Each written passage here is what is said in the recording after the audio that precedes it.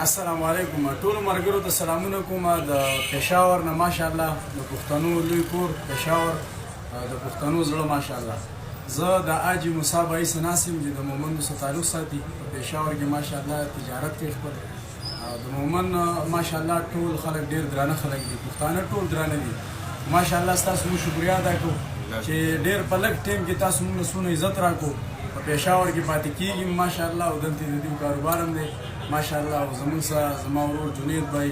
د خګرام سره تعلق ساتي د دوی په وساطت باندې موږ یو ځای ته راغلو زه ماشاءالله چې پاکستان ته راغلی یم چې د خپلو پښتنو مینه وینم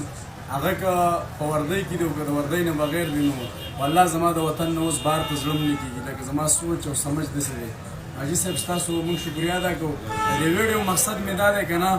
چې موږ به قوم پرستي نه کوو موږ پښتانه ټول ورونه یو یو لاس یو بدن یو